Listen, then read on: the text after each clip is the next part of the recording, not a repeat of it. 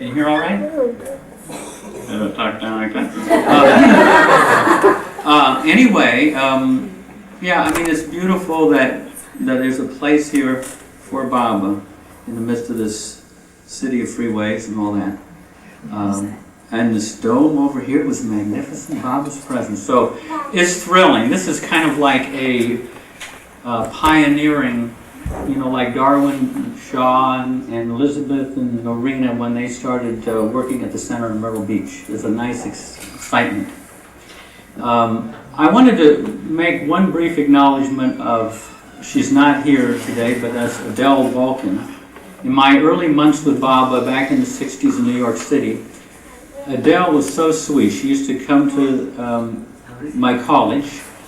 Can you hear all right? Yeah. She used to come to my college and meet me. I was just kind of a bearded college kid, and she would come with, you know, literature and brochures and things like that, and sit there and we would talk about Baba, and then we'd go out on the campus and walk around, and time again she came, and that's that. She really gave that beautiful feeling of belonging, and I think that feeling of belonging is one of the most important things. To belong to Baba and to belong to each other is something very special.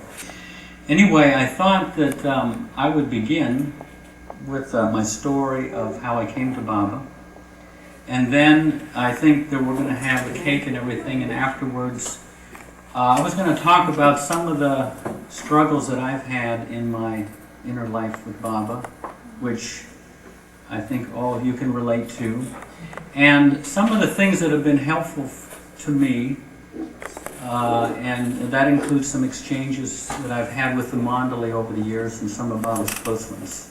So that'll be the second half. So here's how Baba caught me in his net. I grew up in Washington State, in Tacoma. I came from a big family. We had 5 kids. We were a bit unorthodox. My parents both had been communists in the labor movement in the 30s. So we really, and this, we were kind of in a conservative neighborhood, so we kind of stood out. Like a wart on a bald head, maybe, you know. But anyway, and we were known as the heathens in the neighborhood. My dad had the kids used to call my dad, he said that he looked like Satan because he had these eyebrows that kind of were pointed out. But we were a very fun-loving family, and we just blew it off.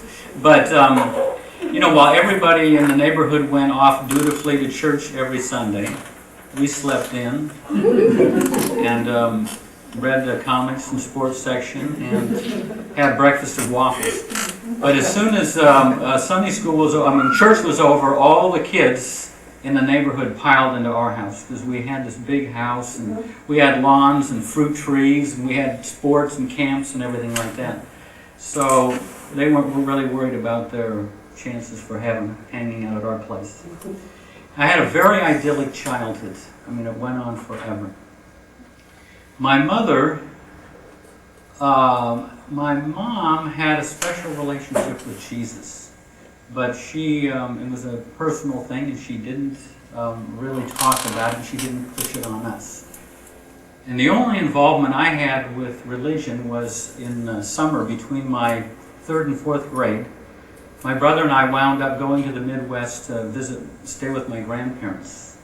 And my grandmother was very devout.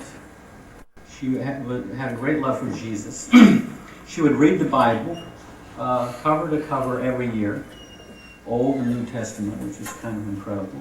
I mean, we don't even read God Speaks that much, you know. We wound up going to church, which was a novel thing for my brother and I. And we were a very informal family, so this was pretty serious.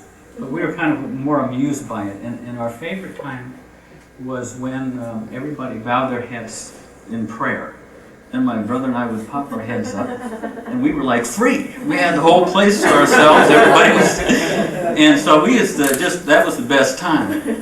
Anyway, at the end of this summer, my grandmother gave me a mustard seed in a glass ball and a chain, and she said, Jesus had said that if you have faith in a grain of mustard, you can move mountains. So I believed that completely. I was a young kid, everything. I've been mainly just moving compost and topsoil, but I'm getting there. But the thing is, when I came back to the 4th grade, something unexpected happened. I felt Jesus watching me wherever I went. When I was at home, on the way to school, in the classroom, and out on the playground, I felt I couldn't see him, but I knew he was watching me. And I didn't mention it to anybody because everybody else had been going to church. I thought you kind of picked it up there. But then by the end of the year, I got so far into school and my friends and sports and everything, I totally forgot about it. So by the time I was in high school, I was basically an agnostic, bordering on being an atheist. But my family believed in love, and I didn't have any doubts about that, and that we were all the people on the earth are members of one family. And I felt that. I felt there were deeper things within me, but I didn't associate that with God. But I knew there were deeper things in each one. Anyway, my senior year, I applied for a number of schools in the West. In the East Coast. And when it came time to choose, I felt this something inside of me saying that what I was looking for in life, I would find in New York City. This is totally uncharacteristic of me, but it was so strong that I actually, chose Columbia University in New York City. I don't know, it was just like, I don't know where it came from, but but anyway, so the next thing I'm on a train and I'm going out east, and it turns out there are about 30 or 40 other people who are going east. We had a magnificent time on the train, and a buddy of mine had a banjo, and we just sang folk songs the whole way. We got into Chicago, and we got on the New York Central, and this is a train, and it became very impersonal, and it was quite a change. And the porters weren't just naturally friendly. They wanted tips and everything like that. It was just whole change. But we were kind of in a party mood, and it didn't bother us too much. But when I got to New York City, I was the last guy. Everybody else had kind of gotten off in their colleges. But I got off at Grand Central, and I got my bags, and I started across West 42nd Street. I'm a kid of 18, but I was so shocked to see how people treated each other. And there was such rudeness and indifference, anger, and racist. I never seen people behave like this. And I remember at one point, I looked into a restaurant, and almost as if it was in slow motion, I could see the manager putting pressure on the waitresses, and the waitresses were putting pressure on the customers to finish eating so they could get more customers. And it was shocking that I actually wept as I was going across West 42nd Street. Now, I wasn't given to just weeping, but I was really shocked at New York. But as time went on, I grew to love New York, and I found some of the most loving people there. So for the first year in college, I kind of got into the whole world of learning and studying. When you're in college, you make a lot of close friends and everything. We had a great, close-knit group of buddies, and we went through a lot of suffering together, a lot of soul searching. What's life about? Does God exist? All this. The thing I was really disappointed about is that these professors, a lot of these people were famous professors and everything, but I didn't feel they had much humanity in them. They didn't have much in the way of they didn't have other people in them. They didn't have poor people in them. They didn't have prostitutes in them. They didn't have young people. They didn't have illiterate people in them. They seemed so small. They were just great intellects, but not much breadth of heart. And so, and my buddies, we all kind of felt that, so we kind of put the academic side, it was kind of in the background as we kind of pursued our kind of exploration of what life was about. And after about a couple of years, we all got an apartment together. Excuse me. Well, I went down the wrong pipe.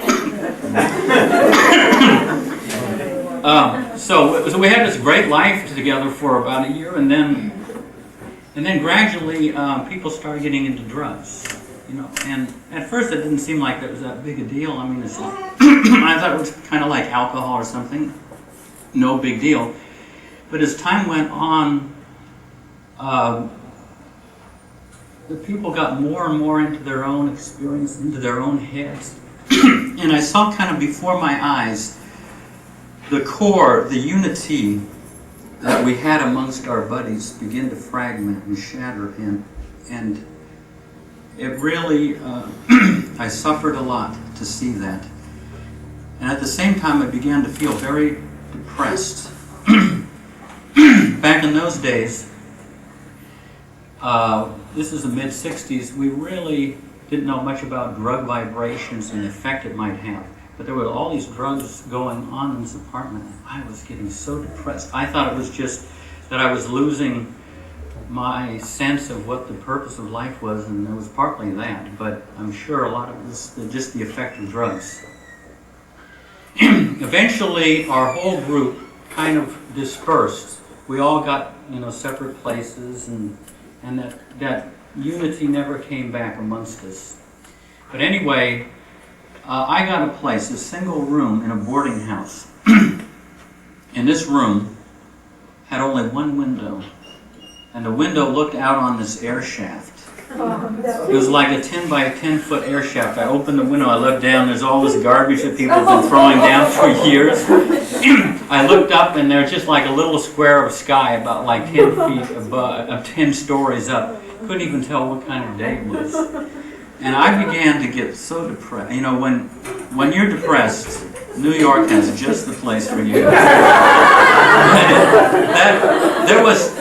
I started thinking. There was one lady that lived down the hall. I never even saw her. No one ever came to visit her. And one day, you know, some paramedics came and took her off, kind of like she died anonymously. I mean, this is all so depressing. I'll get into some better stuff.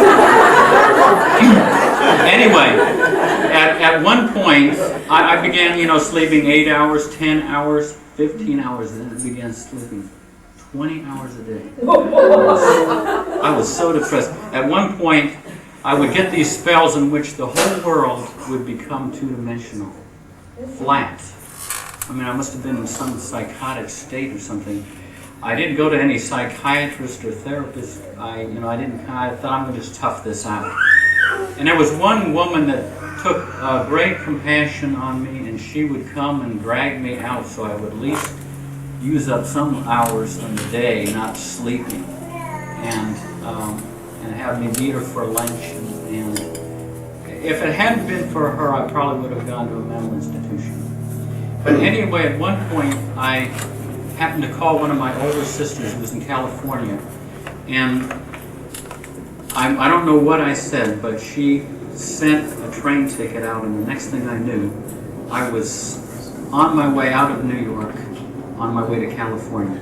My sister lived in Palo Alto when I got here. If I were to describe my state, when I was in my childhood, was like taking binoculars and seeing everything up close and so vital. And the state I was in was like taking the binoculars and turning them around the other way. Everything was so far away.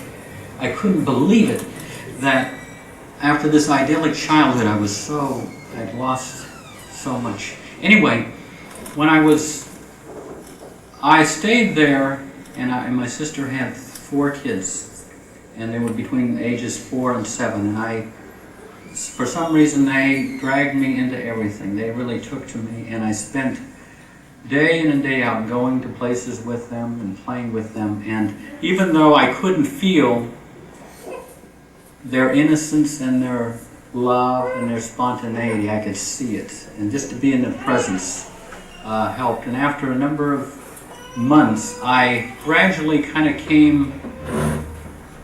became a little bit normal. And I went up to, I was so spaced out, you cannot believe it. Anyway, for some reason I got the idea to go back to college, go back to New York. I felt impelled. And so, in the fall of 1967, I came back to New York, and for a long time I couldn't find a place. And eventually I got a place that was about 40 blocks from college on West 81st Street. And the moment I went to this place, I began having this experience of joy. It was so sustained. I used to call it a state of happiness for no reason. A state of happiness, I had no reason. Why was I happy?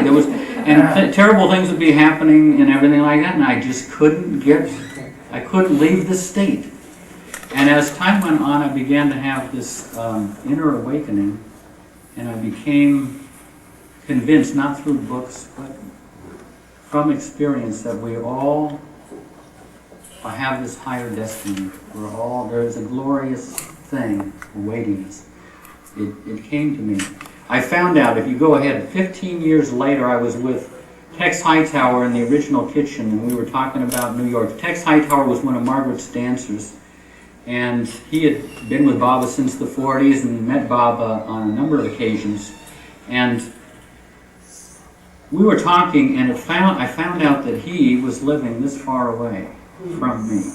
So I must have come in the aura of his devotion to Baba and all his relics, his Baba treasures, and the vibrations were coming through the wall. Anyway, the second semester, this fellow, I enrolled in a painting course, and it was met 3 days a week from 9 to 12, and midway through, for a half hour, we would take a break. One of the first breaks, I went up to this canteen on the top of the building and had a cup of coffee and a roll, and I sat down. And 5 of those are perfect masters, and they're in charge of the whole world. They control, they look after the whole world. And every 700 or 1400 years, these guys bring down God in human form. Now he's Meher Baba, he was Jesus, Buddha, and everything in the past. He goes on like this. He says, and you and I, we used to be stones. And we went through minerals, and we went through the animal kingdom, and we went through all the species, and fish, animals, and we got to the human form. But don't think you stop there, because you got a lot to go through. You're rich, you're poor, you're black, you're white, you're yellow, you're green, whatever. And eventually, you think you're going to get out, but you got to go through these inner planes. And this is the way this guy is talking. In the primer of how to introduce Baba to others, you won't find it. Anyway, Mitchell's telling me I've got like 5 minutes left, right? Before we let's take a small break. Yeah, we're going to take. Okay. No, we can continue. Yeah, there'll be a little break and all, because I might not get to the very moment. Anyway, so where was I? So you go through these planes and you get these divine fragrances and this music of the spheres, and then you come into these powers. And if you misuse your powers on the 4th plane, you can go all the way down to the stone form. It's like a board game or something. But the guy was so entertaining that I just listened with rapt attention. Anyway, we would meet every break. The next day, he was reading the Wayfarers at the time, which is Baba's work with the God-intoxicated people, the Mus. And of course, he not only just mentioned your regular Mus, but he had to mention the one who takes his body apart, and his organs out and washes them and puts them all back. At one point, he he held the book up and he said, "See this guy?" I looked at the guy and it was just like this bum sitting on a pile of debris. He says, "This guy spent 19 years in a public urinal." You know, wow, like, this is the way. It was, the guy was like, eventually, he hardly talked about Bob. I didn't really hear too much about Bob the man. But I used to object to, I didn't feel you should ever follow anybody. And we would have talks about, following, But anyway, one day he asked me if I would go to this Baba meeting. I said, "Well, sure, the guy's all right and everything. Where's the harm?" So I told another buddy of mine, Ken Rickstad, and asked if he wanted to go. So we went down to West 57th Street, came up in the elevator, opened on the 4th floor, and it came into this hall. And in the hall, as I remember, my memory is, were all these old ladies. Fat ladies, thin ladies, black ladies, Jewish ladies, Puerto Rican ladies. They took a look at us and they started hugging us. And they passed us from one to the other. And I thought, at one point I was right in the middle of this and I thought, wow, right in the middle of New York City, such spontaneous affection. This can't be, This is what it was when I grew up. But anyway, so I went into the hall. It was a hall about this size. It was Little Carnegie Hall. It was a music recital hall. They had a meeting. I don't remember much, but there were movies and some readings and everything. And at the end, they would have this period of silence. And Ella Winterfeld would ring a bell, and after 3 minutes, they would ring the bell again, and at the end, it concluded. So anyway, they rang the bell, and they asked, the people think of Baba, who was in India at that time. This was 1968. So I closed my eyes. I don't even know who he is, I'd be like saying, close your eyes and think of my Uncle George. So I thought, well, it's only 3 minutes of my life. I'll wait it out. So I'm sitting there, I'm looking around. I'm like, touched, I didn't believe in religion, but, I looked around and it looked all right on me, I looked around and, oh my God, there was at the front of the room, there was a large photograph of Baba on an easel. And suddenly, I'll tell you, it was that photograph, it was that picture right there. Suddenly, Baba's eyes came alive. Oh my God, the love in his eyes, I knew that had to be the love that was behind all of this. I knew there was love. And Baba began looking at everybody in the room with those love glances. And everybody I could see was his very favorite. I'd never seen anyone look through a whole room and take each one in so deeply. And then gradually Baba's eyes filled the whole room, and I was looking face to face in Baba's eyes. And just bottomless pools of love. I mean, you just had to melt in the face of his eyes. And the next thing I knew, I was like lifted up into this sublime realm, like I had never experienced before. Such a magnificent place. And Baba was beside me.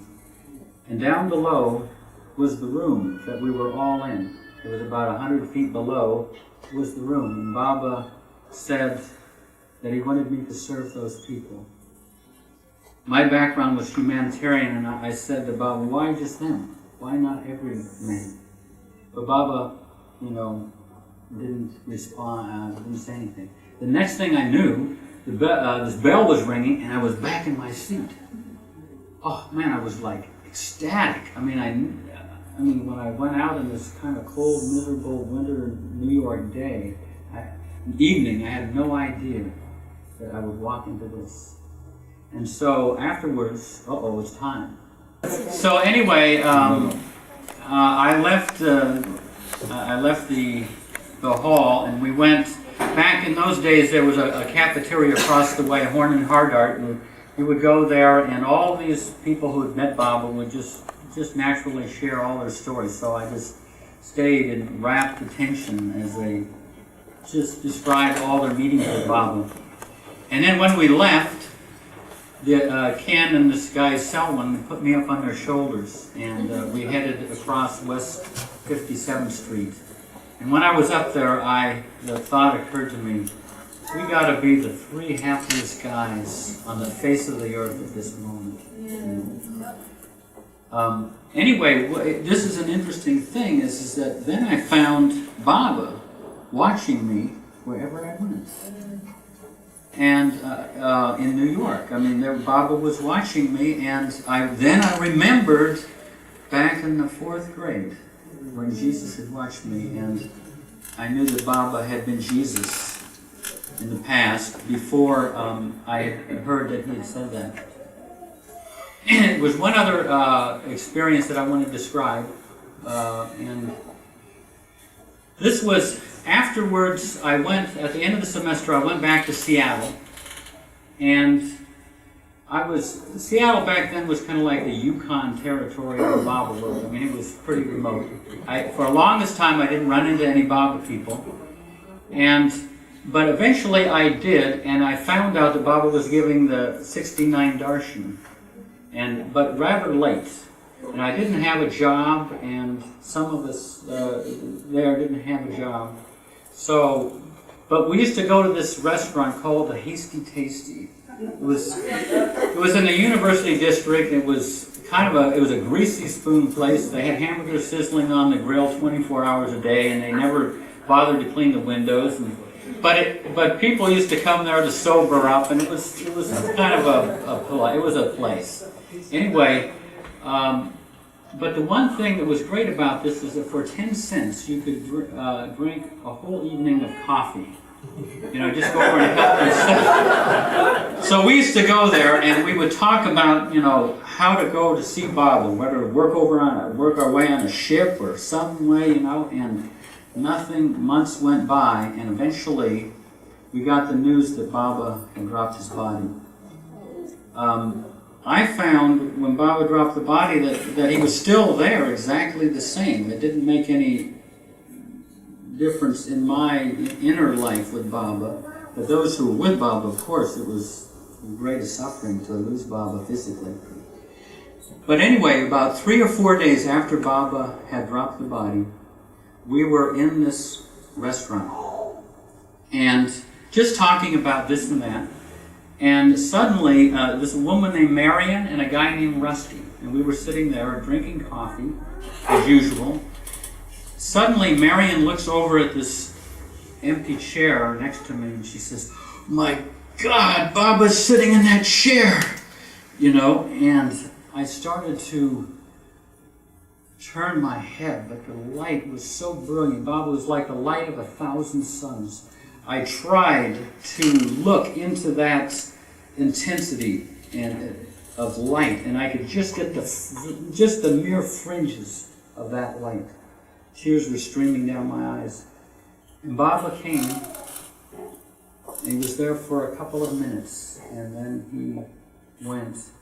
We were just like speechless. I mean, we were usually very talkative. We just eventually held hands. We stayed there for the longest time. And then, as if by kind of common silent consent, we got up and paid our bills and walked down University Avenue. We didn't, never said anything.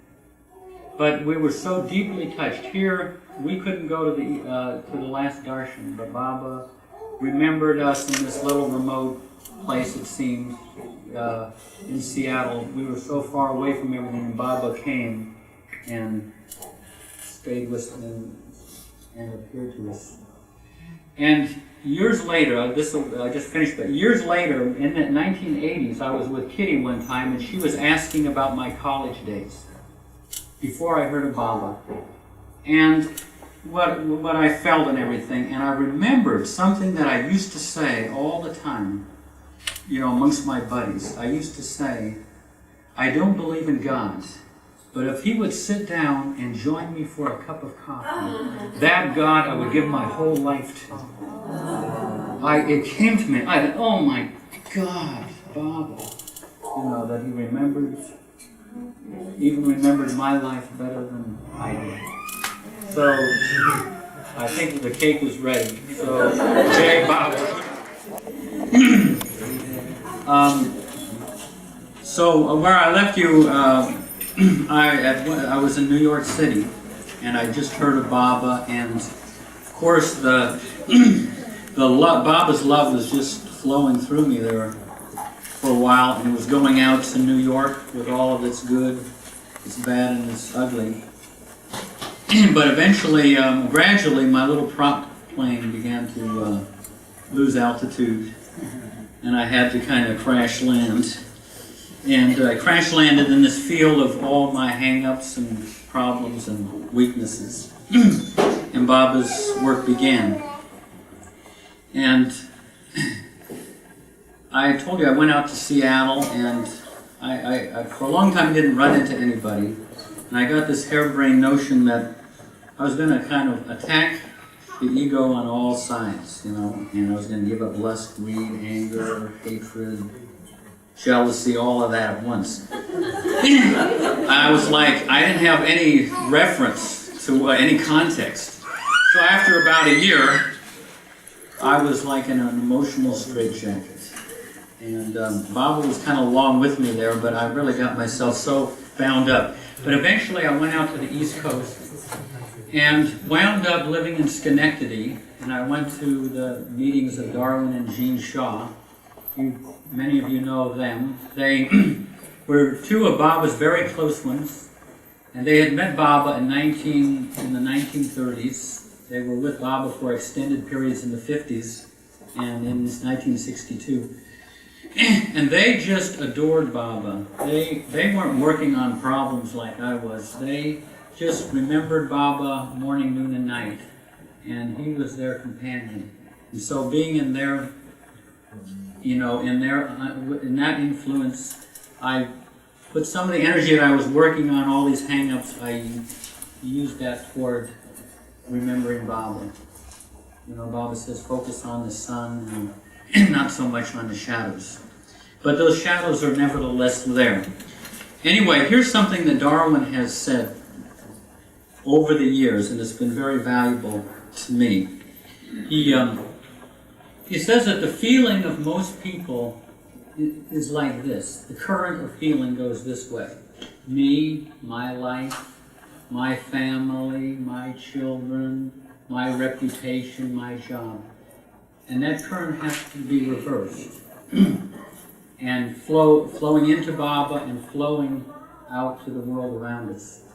And a very graphic example, one time I woke up at the center and I was feeling really great, and I went into the work and had a nice time with all the guests, and things were just flowing. It was a beautiful spring day, and toward the end of the day, as I was passing the meeting place, around the corner in a vehicle came somebody who had betrayed me several weeks and months before in a very unkind way.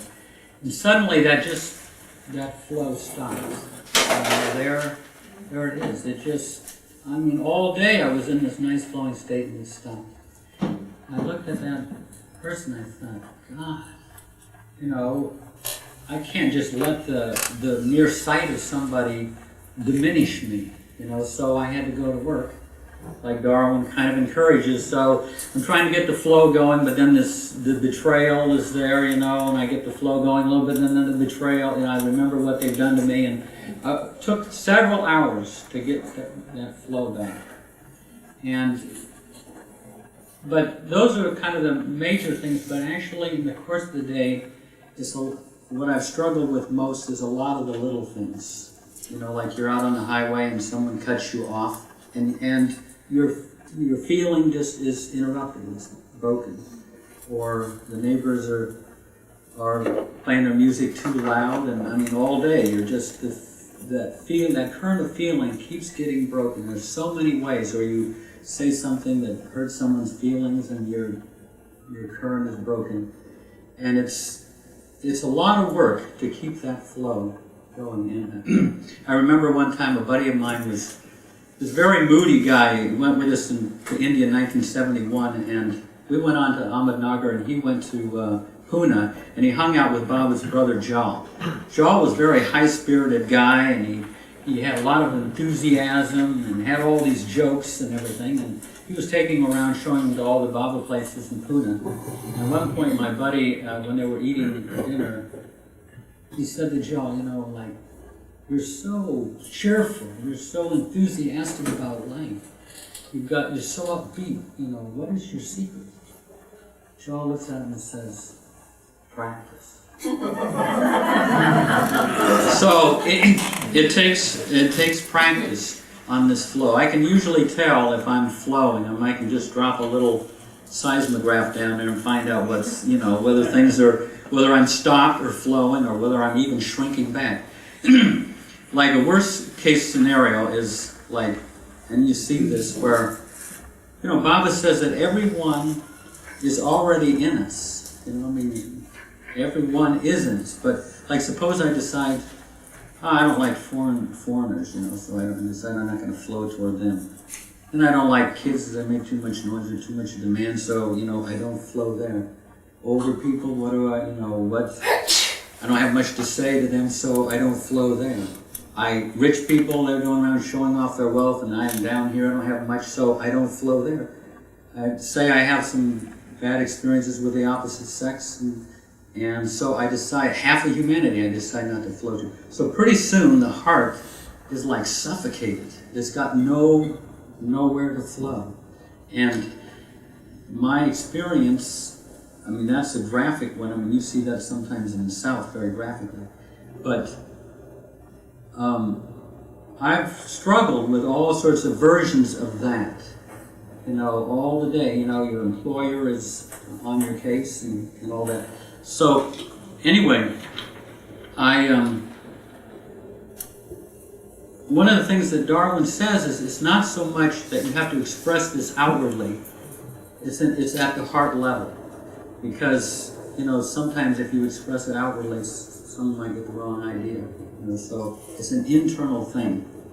And one time when I was in India, just before chai time, I'd always make sure I got my early morning tea. But Baba gave me this image. And the image is that at every moment, the ocean of Baba's love is striking me. It's hitting my shore. It's, you know, if you can imagine, you know, 10-foot waves striking me. But by the time it passes through me, you know, you get like this little meager stream, you know. What happened to this, you know? And the image I got from Baba was, here's this, you know, this big ocean and everything, and here's a guy that's, you know, got just like a little spigot with a few drops. That's all that comes out the front, you know? And where does it all go? It's like, you know, giving, you know, America giving foreign aid to another country with tons of grain. And so many people on the take that it, you know, a very little grain actually gets to the people out there. You know? So a similar thing happens in us. And one of the things that Baba says, one of the major ways that we break this flow, I mean, there's the opposites. The opposites kind of like block the flow. And, I mean, it's kind of like the Mississippi River is powerful and everything. When it gets down to the mouth, it just breaks up into so many deltas that the force of this thing is lost. And I'll give you an example, because, see, I came out of New York, I was feeling so great, and I got this job, one of my early jobs. This employer, it started out pretty good, and I thought the guy was an honest guy and everything like that. And he had me working, you know, to help the business, working overtime. He wasn't paying me, of course. And as time goes on, I started to kind of suspect that, hey, you know, this guy's starting to use me, you know. So now, suddenly, this nice feeling that I have now, I'm over here, and I'm suspicious about this guy over there. And as time goes on, I actually realize that he is using me. So I become the victim, and he becomes the perpetrator of this thing. I'm the good guy, he's the bad guy. So it's a tremendous split. And this went on for like 3 years, where I kind of rob myself of the joy of life by getting on one of the opposites and wrangling. And even after I quit the job after 3 years, I was still kind of resentful and burned up over the whole thing. But it's just an instance of how powerful the opposites can create can split life and divide it. So I wanted to read something the Baba says on this somewhere in here. Here's what Baba says. The human mind is not only going through experiences, but is constantly evaluating them. Some experiences are regarded as agreeable and some disagreeable. Some as restricting the life of man and some as leading it toward fullness and freedom. Some are regarded as being good and some as bad. These are the opposites created by the human imagination when it is meeting life with a particular point of view. And notice Baba says, created by the human imagination. And we take this whole life and divide it up. Instead of meeting life and all that it brings without expectation, entanglement, or shirking, the mind creates a standard whereby it divides life into opposites. One which is regarded as acceptable and the other is not acceptable. It's this idea of standards. Even in friendship, we have standards, people we find acceptable and people we don't find acceptable. Thank God, Erich, doesn't have much in the way of standards. We'd probably all be in the soup. But one of the things that I've had the most difficulties with, as far as getting into the opposites, is, and I'm sure you do too, is when you get hurt, when your spouse betrays you, when the employer is giving you a bad time, and it's then you become, you're hurt, and so you shrink back from life. And so that's unacceptable over there, and I have to kind of pull back and kind of rally around a little acceptableness. Anyway, here's what Baba says. There's a way out. And this happened in 1937 when Baba had invited a number of Westerners to Nasik. And there were men and women from all different backgrounds, from different countries, different temperaments, and different spiritual approaches. And it started out kind of smooth and everything, but after a while, there were conflicts and squabbles, petty bickering and everything like that. And about every other day, Bob would have to give a discourse on harmony and loving yourself, giving in, and all that. Anyway, there was one guy there, his name was Malcolm Schloss. Malcolm Schloss, at that time, he wanted union with God. And all these conflicts and squabbles and everything were like a distraction to him. And so he went and complained to Baba. And so Baba said various things to him, and this was Baba's answer. And you probably heard this before, but that's the context of this. And Baba said, if this is impossible to experience this, but I like to keep it before my mind's eye. Well, it must be almost impossible. Baba said, remember in the future that when anyone hurts you, it is I who hurt you. When anyone loves you, it is I who love you. When anyone laughs at you, it is I who am laughing. When you love anyone, it is I whom you love. I am in all things. How can you realize my infinite presence if you shrink from me in those who hurt you and welcome me only in those who please you? So that's really a tall order.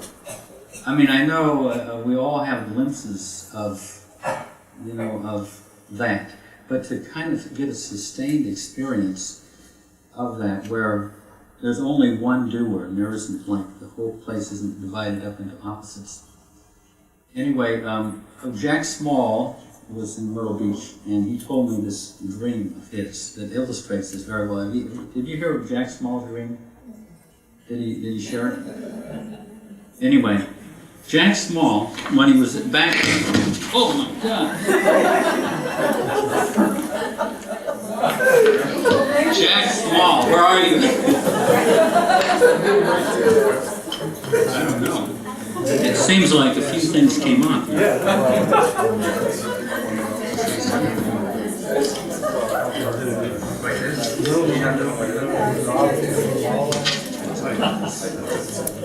That was my fault. Are you sure you want to speak of Jack's? Let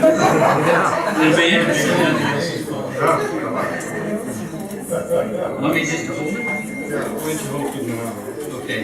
I'm just going to hold this. I don't even need that thing. Do I need that thing? Okay. Okay, can you hear me all right? So anyway, this is, so Jack Small, he's kind of alumni of this place back in the, back in the 70s. Anyway, in the early 70s, Jack Small moved to India. And he kind of became attached to Adi, Baba's secretary. And he basically became his assistant. At one point, in his early years there, he told Adi, don't tamper me, treat me as Baba would have treated me. So of course Adi had a temper and he was pretty outspoken, and so Jack Small started getting like, a hammered. That's where the expression hammered came in. So Jack is in there, and so he was getting hammered every now and then by Adi, but then the other people in the trust compound, they started hammering Jack and scapegoating, and after a while, even when I went there as a pilgrim, I could see what was going on. Anything that went wrong was all Jack Small's fault, just like this thing. So after about 23 years, Jack says to me, I was over there one time, he says, Jeff, I thought I could face this, I thought I was strong enough, but I gotta leave, I just haven't got it. So anyway, a little while later, he had this dream. And in the dream, Jack finds himself in the audience, and there's this play going on in front of him. But he looks closer and he sees that in the audience are, the people from his childhood, people from his high school, his college friends, his relatives. They're all involved in this play, and there's the mandali, and then there are the residents, and then the people that have been scapegoating him for years. And they're doing the play, and the play comes to a close. Of an act, and everybody on the stage bows down before them, toward Jack. When they bow down, they take off their face like a mask, and when they lift up, everybody's Baba. And Baba looks at Jack and says, "How do you like the play so far?"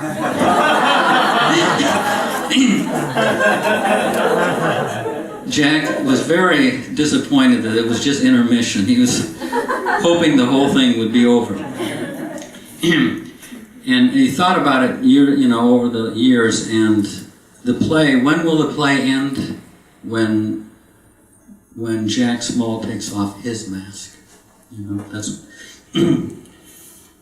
but that kind of illustrates that everyone is Baba in disguise. Wouldn't it be great if we really knew that? Instead of, seeing everybody as these individual, different, separate or different from Baba. Just before I left, Darwin gave me this quote. One of the ways to get rid of this power of the power of the opposites, Baba says, is to give, not only just the bad side, but the good side. And Darwin, just a couple of days ago, he wrote down, this is a quote in his book, one day it'll be published, and Baba was at that Hotel de Monaco that you just saw, and after the gathering, everybody dispersed. Baba called Darwin's family, Darwin and Jean and their kids, and they sat on the floor with Baba. And this is what Baba said to them. One must give everything to Baba if you really love him. He is in everything and everyone. You belong to him, so keep nothing to yourself. Give it all to Baba and be free. Give your whole self to Baba. Your pain and pleasure is Baba's pleasure. Give it all to Baba. What you feel, Baba feels. It is Baba in you, doing through you and feeling in you. Baba is the whole universe. Love Baba with all your heart.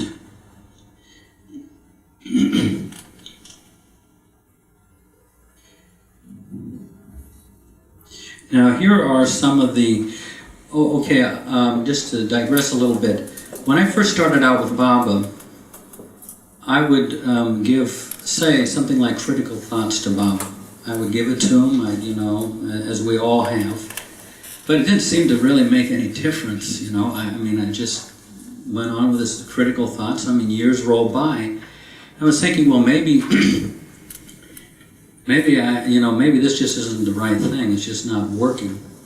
But then one day I was with Darwin and Jean, and they're into going to cafeterias all the time. And Baba gave me this, the stacks of plates there. They have these springs underneath. And, I got this flash from Baba, like you take a plate off and then the whole stack moves up a little bit, You take another plate off and the stack moves up. And it's kind of like, okay, you give this problem of critical thoughts, you give it to Baba and you look back and it looks the same, You give it some more to him, that problem, and then you look back and it's the same. It looks the same, but meanwhile the stack from the bottom is slowly diminishing. So that was the analogy that Baba gave, and there's hope. Keep at it. Now these are some exchanges I had with Erich and Bao. One time in my early years, I asked Erich, I said,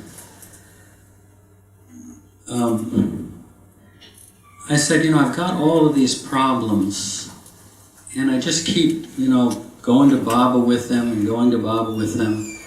I feel like I'm just a burden. I'm burdening him with this stuff all the time. Would it be better if I just took the guidelines from Baba and worked on it myself without, burdening Baba with my problems? And Erich said, no, don't do that.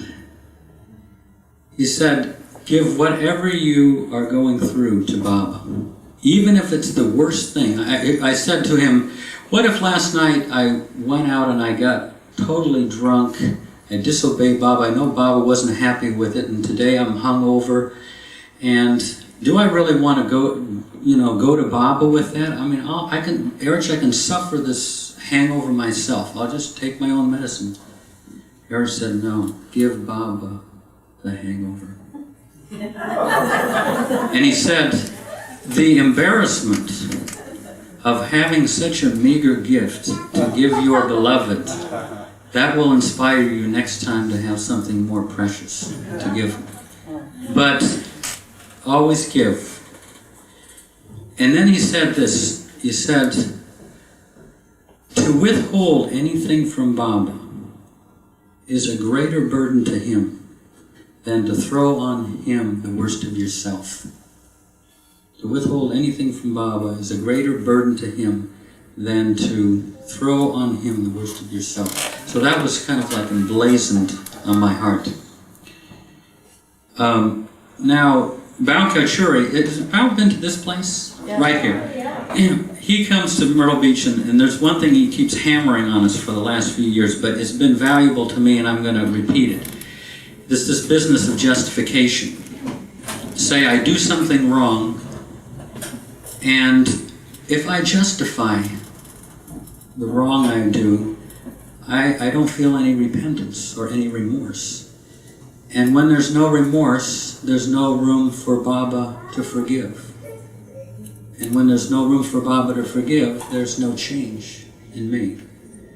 So it's hard to do some. It's hard to feel justified in something and feel remorse at the same time. But if the remorse isn't there, there really isn't any change. And but I said to Bao one time, I said, but does that extend to the good things that we do, the right things that we do? Should we feel remorse for those? He said, of course. I said, what?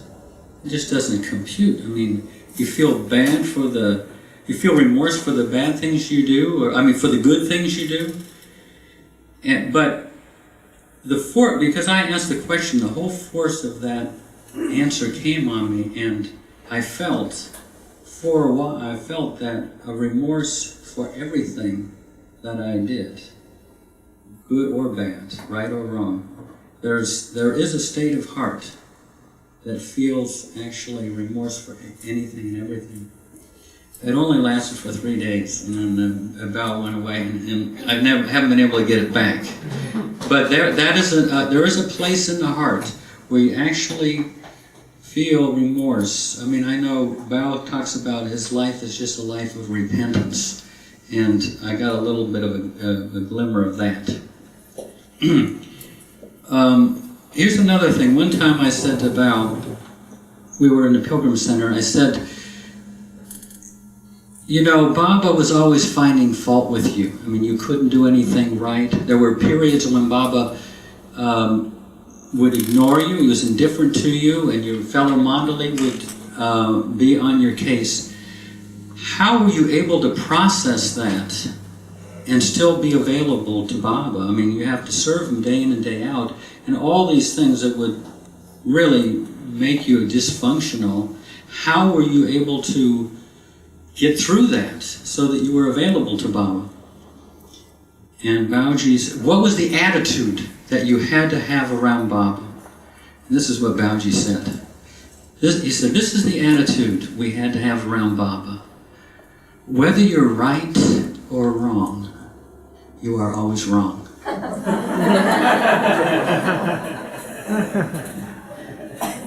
And he went on to say that the ego, perpetuates itself whether you're right or wrong. You know, it just goes on. He said, if you're really right, if we were for one moment right, we wouldn't even be here. In other words, so the difference between right and wrong is not that much, actually. But in our moral minds, we really make a vast distinction. But so, from Bao, I kind of got the idea you have to kind of take even right or good with a grain of salt. You can't get so strong about it because the ego is finding a way to live through that. Here is an exchange I had with Erich. I said to Erich one day in Mandali Hall, I said, we all know how Baba treated Bao and all the complaints and always finding fault with him, and Bao could never do anything right. How did Baba relate to you? What was your relationship? How were you together? And Erich, sometimes he kind of goes down like this before he answers. He looks up and he says, Baba was always very good to me. I had self-knowledge. Inside I thought, Erich, what are you saying? But immediately he said, I knew that I was a scoundrel. He wasn't joking. And whenever I did anything wrong, I knew. And I would look over at those all-seeing eyes of Baba, and I knew that he knew. So what was there to say? So when he said, I knew that I was a scoundrel, then I thought, well, I know I'm part scoundrel, but I'm mostly a decent guy. And then here's the most decent human being I think I've ever met saying, that he's a scoundrel. And I mean, he was serious. Not the kind of, I'm not the bad self-image kind of scoundrel, but anyway, I decided it made a deep impression on me. So for several years, I started following my motives deeper and deeper. And just about everything I did was selfish. And I was basically loving Baba just for my sake and not for him. I don't know how far I got along with it, but I wasn't able to kind of keep at it. But I did for a couple of years, and it affected my self-image. I had a pretty good self-image, and when I started following these things in myself, I started feeling lousy about myself. But maybe it's a little more real than what I had before. Here's, I'm almost done, folks. Here's something that I read in a French novelist, Balzac. But he clarified something very good. I don't remember the exact words, but this is as I remember. He said, virtue, as also in the case of vice, is a calculated action. Love is not calculated. Love is not a calculated action. Love wells up spontaneously from within. So, I mean, but you can also kind of think of that as good. Is good, as in the case of bad, is a calculated action. I mean, well, when we do good, it's like, when I do good, I'm the one that did good. When I do bad, I was the one that did bad. When love happens, when an action of love comes through, I don't say I did that, because it somehow comes through. So love has you can experience it. And a lot of my life with Baba has been trying to see the subtle difference between love and good.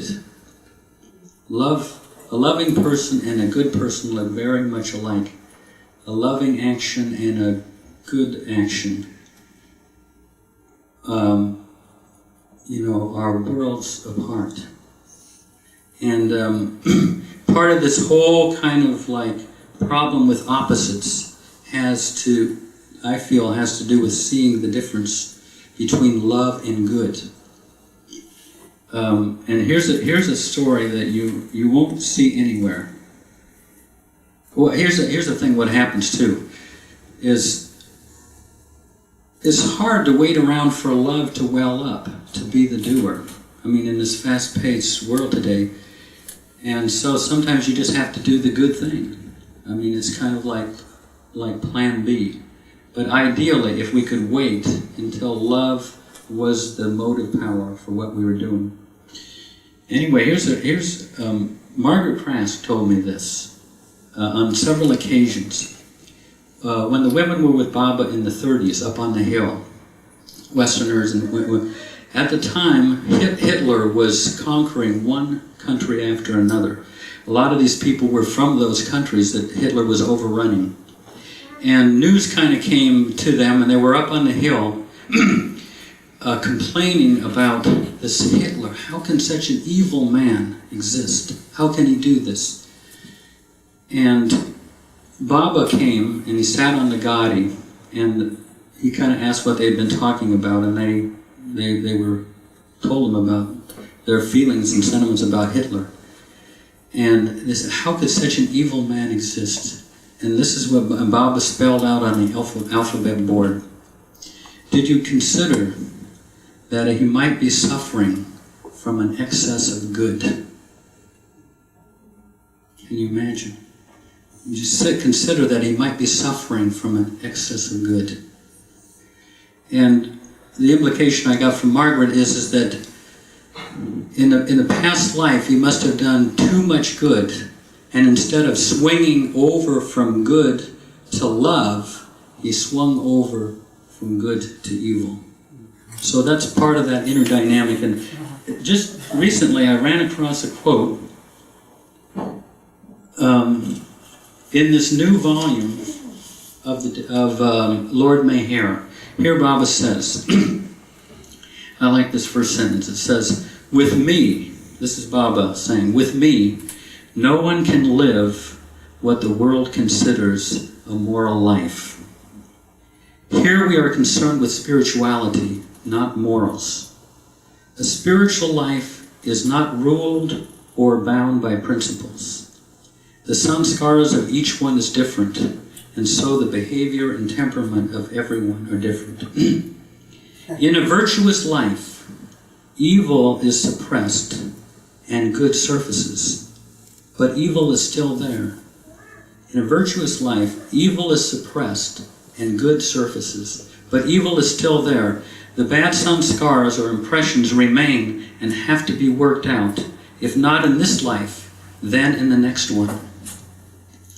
In spiritual life, both good and bad impressions express themselves, and both get nullified. A spiritual life leads one toward naturalness, whereas a virtuous life, in the guise of humility, inflates the ego and perpetuates it. A spiritual life, though, is led only under the guidance and orders of the avatar or a perfect master who knows the pulse of everyone and treats everyone according to his or her particular malady. I'd like to end by mentioning two grand old ladies that you, most of you know. One was Phyllis Frederick, who was kind of the mother of this group, and Kitty Davy in Myrtle Beach. Now the beautiful thing about both of them is that they had this great acceptance of people. I mean, they didn't have the standard of good and bad the way so many of us have. I mean, they were able to, oh, am I too close? Too close. I mean, I saw so many people go through Kitty's door. I mean, conceited people, boring people, dull people, people overly talkative, and, you know, the whole gamut. And Kitty would just put aside everything from her desk and give them, you know, her full attention. For that time that they were there, they were the most important person in the world. And she wasn't like reacting from these standards of good and bad and all of that, but responding, just responding, which is different than I've been struggling, you know, with reacting, you know, my whole life. Reacting because I got this value, and that person's violated that value, so now I got to deal with, you know, my response to them. And they somehow, both of those ladies, got through so that they could really accept people with all of their hang-ups and weirdnesses and everything, and be there for them. And Baba, I mean, that there's this tension, just to kind of sum up, there is a tension. One of the major ones is the opposites that just break the flow, that come, there's like a tension across our heart between all of these opposites. And to kind of get through these by bankrupting both sides of the opposites, so that the heart can just flow through naturally. So anyway, that is, that's it. And I think Raphael is going to play the arti or something like that.